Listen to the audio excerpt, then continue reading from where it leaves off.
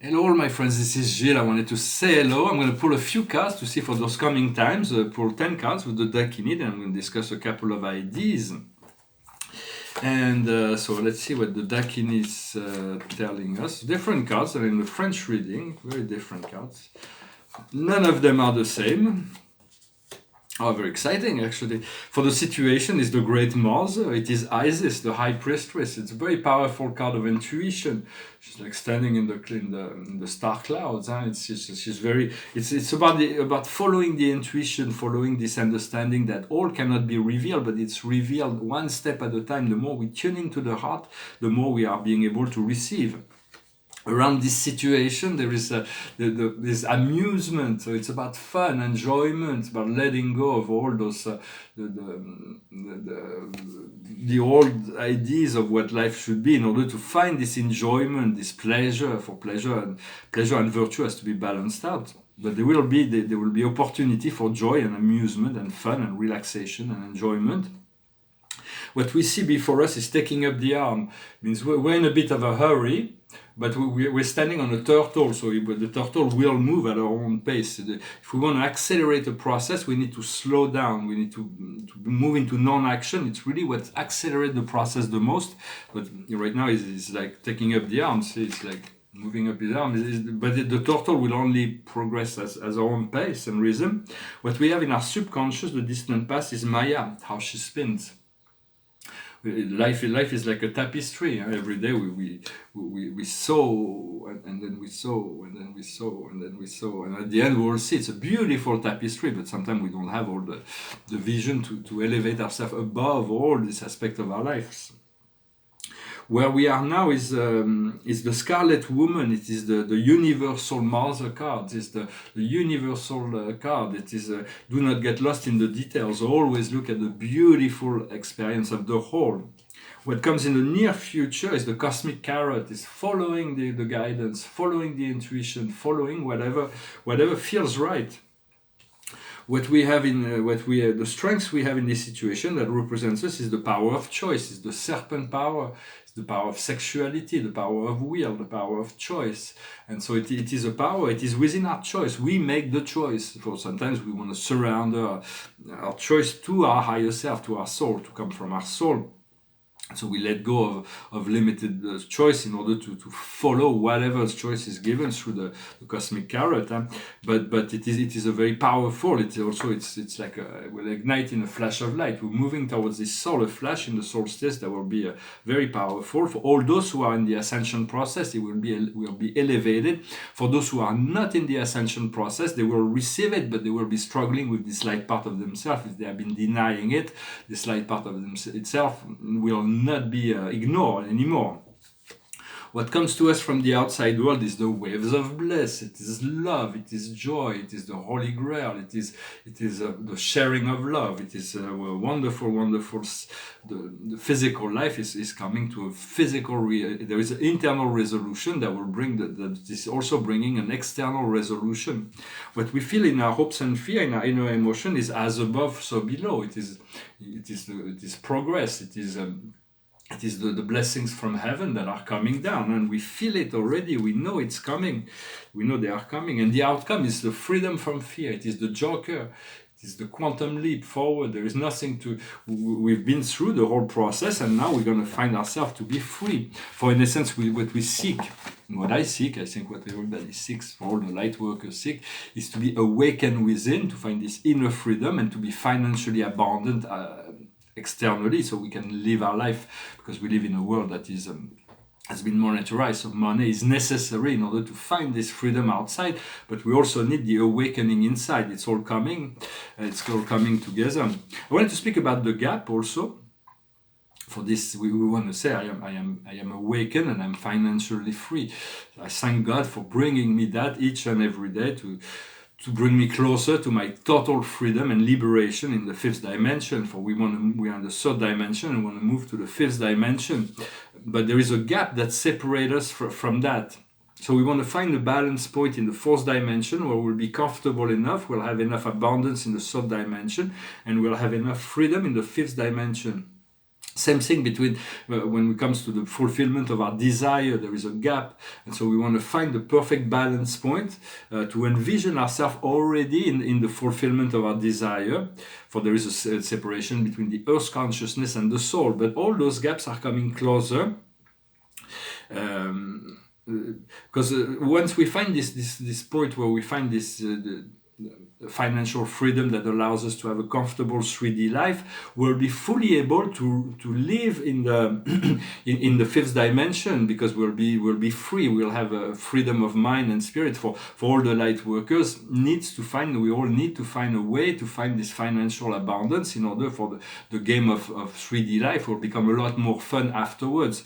And so it is coming. No, it is coming. It is part of our destiny to find this freedom, and so it is, because it's just the way the world works, and so but we want to, and because of this great massive awakening, there is all kinds of spiritual work that light workers, all kind of services, spiritual services that can allow us to make to gain funds and resources, and so more and more people will be interested by what the light workers have to offer. So the gap is narrowing, as the mass awakening comes. What we seek to do is to break free from the chain. For sometimes we're looking for we have all those chains, they're different for everybody, but sometimes we need like something to excite us. So we take a coffee, we get excited, but then we're so excited we need a cigarette to calm down, or like all kinds of things. But those we no longer need that. In order, we need to find meditation, adjustment within, and to breathe and overcome all those old parameters. It's just an example that I'm using. For also, I would say the Christ consciousness has been crucified many times in the past. While we pass through the Kali Yuga, there's been all kinds of spiritual teachers that have been persecuted, but it is no longer the case. We moved out of that. We're in the age of Aquarius, so there is greater protection for all the light workers, and anybody that's been persecuted or suffers for holding the truth of God, for serving God in physical life, gets great rewards in the afterlife. So everything always balances itself out. We get to understand the eyes and the ears are connected to the ego mind, but also to the soul.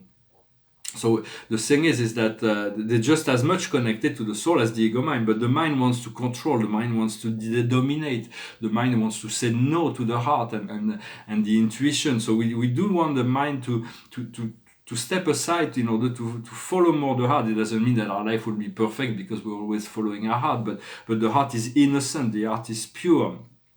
It wants to live, it wants to love. When the mind has all kinds of past conditioning about guilt, judgment, blame, and so, but the heart does not know that. The heart is purely in the now and always wants to live. So do not let your mind control your heart, and allow your heart to guide your mind into integration and to work with the heart. The great question is, what is the truth? What is the truth for me at any given time? Ask your heart. And the truth, for the truth is the opposite of denial or illusion. For the truth will reveal itself if we ask clearly.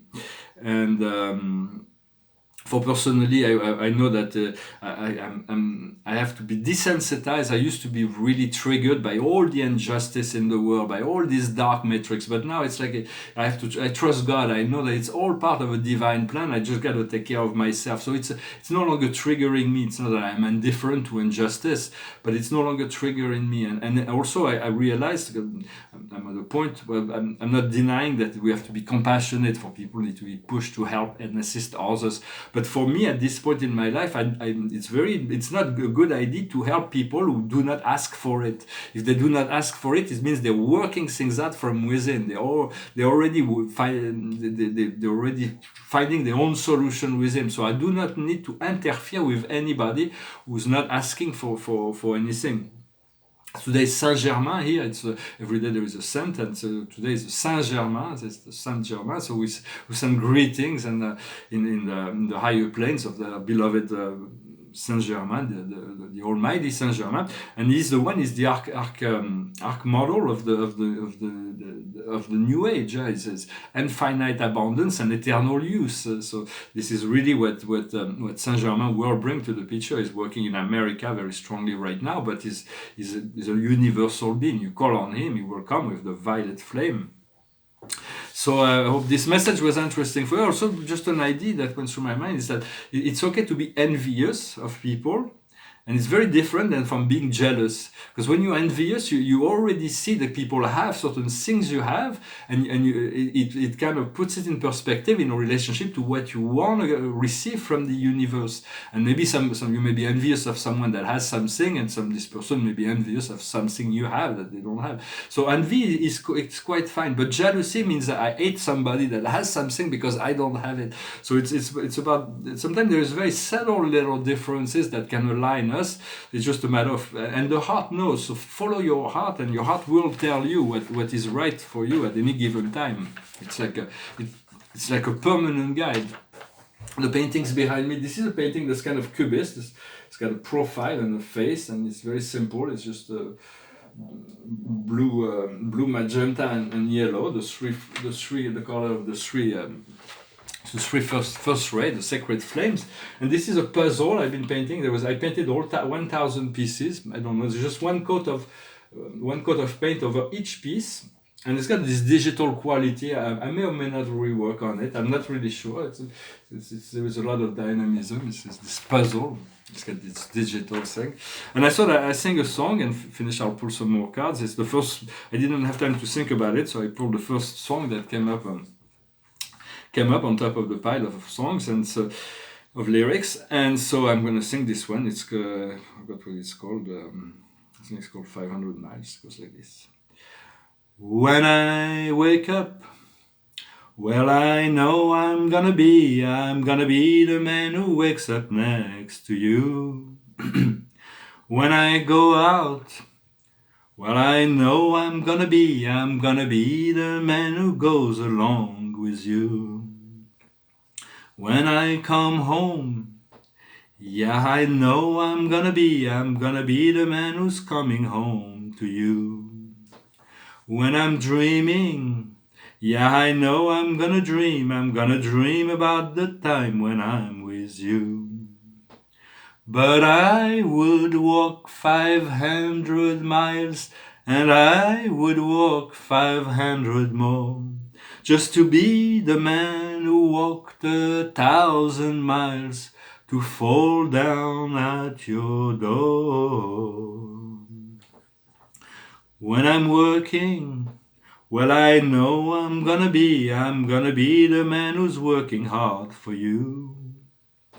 And when the money comes in from the work I do, I'll pass almost every penny on to you. And when I'm lonely, well, I know I'm gonna be the man who's lonely without you. And if I grow old, well, I know I'm gonna be the man who's growing old with you. But I would walk 500 miles, and I would walk 500 more, just to be the man who walked 1,000 miles to fall down at your door. When I wake up, well, I hope I'm gonna be the man who's waking next to you. And when I'm dreaming, well, I know I'm gonna dream about the time I had with you. It's an older song. It reminds me of Miami for some reason. When I was living there, the song came out. It was a more accelerated version. I think it was two brothers that were singing this song.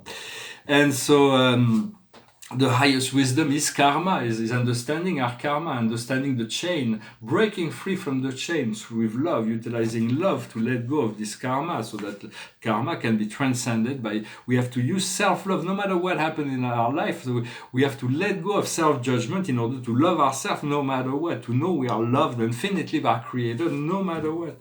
what we need to understand is the pathfinder is to navigate through the experiences of our life, to find this joy, to find this grace, to find this ease. What we need to do is the master guide. Connect to your master guide. The master guide is a celestial being, is a higher being, a divine being that's here on guidance and protection for you. He's here to. He's got a lot of wisdom to come. So just become one, communicate, ask, give your the permission to your master guides to be more present in your life, and your pathfinder guide as well.